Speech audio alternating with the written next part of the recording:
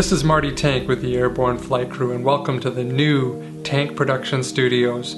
We've made a lot of upgrades, added a lot of new equipment, but the thing you're seeing that's making the biggest difference is lights. The video that we're making right now is going to be about bicycle lights, specifically the Bikeray III by Bikeray USA. In the box you'll find a light head with 3 LEDs that produce a claimed 1,150 lumens, 2 different sized O-rings for different size handlebars, a 40-inch extension cord, a lithium-ion battery pack with a cloth case and a Velcro strap, a wall charger, a helmet mount with a Velcro strap, and a carrying bag.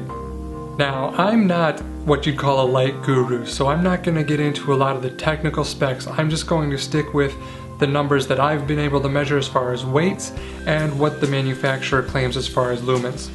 And as I said before, it does put out a claimed 1,150 lumens of light on the high setting. It has a burn time of about 3.5 hours on high. And as far as the weight, the light head weighs 4.2 ounces while the battery weighs in at 8.5 ounces.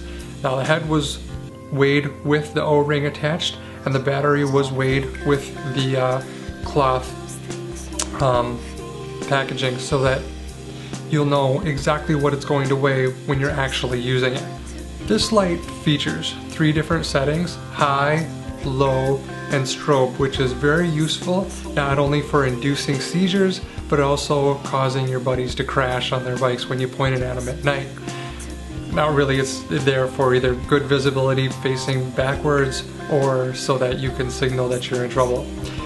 It does have a light on the power button that is also used as a battery life indicator. When it glows green, you know that you have between 150% of battery life left. When it's blue, you have between 50 and 10%. And when it turns red, you know you've got less than 10% of your battery life remaining. The light head itself is made out of aluminum, so you know that it's going to be a nice rugged unit and it'll stand up over time. The LEDs are really nice because obviously they're not light bulbs, they're light emitting diodes, which means that they don't have a lot of the drawbacks like burning out. They won't burn out, they'll last a really long time.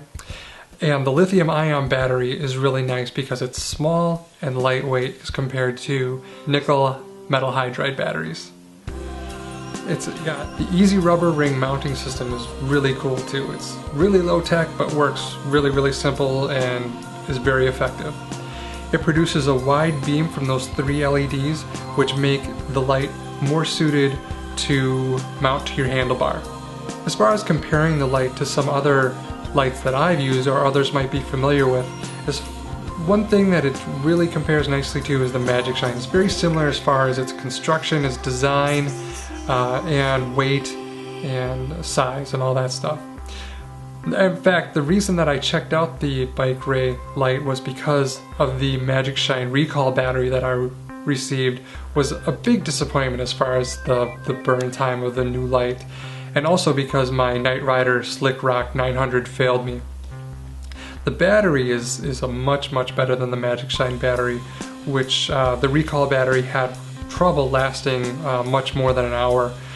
The light beam seems about the same intensity, but it's much wider beam than the Magic Shine battery.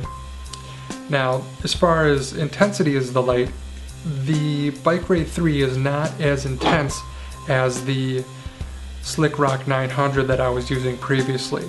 But at the same time, the light head and the battery are both much lighter and smaller. And the biggest difference that you notice right away is the price tag. It's a much lower priced unit than the Night Rider Slick Rock 900. The things that I really liked about this light is that it's fairly lightweight, it has a really long battery life, and the battery indicator is very helpful. The wide beam, which makes it very suited to be run on handlebars. The price tag of $160 is very attractive for the amount of light that it puts out. The O-ring mounting system, like I said, there's nothing very high-tech about it, it just works. Now there is one place that I saw that there could be some improvement, and that was in the helmet mounting system. Being that it's Velcro, it's very it's really clunky to use. When you try to wrap it into your helmet, it wants to stick to everything, and it's just not a real smooth system. I'd really like to see them go to something more of just nylon straps that can be pulled tight and cinched down somehow. I think that would be a lot more user-friendly. You know, it's a pretty minor thing to complain about, but I think that's one area that could definitely be better. Overall, I'm very impressed with the light. I'm very happy with it, and for the price, it's certainly worth considering if you're looking for something with a wide beam that throws a decent amount of light at a good price point.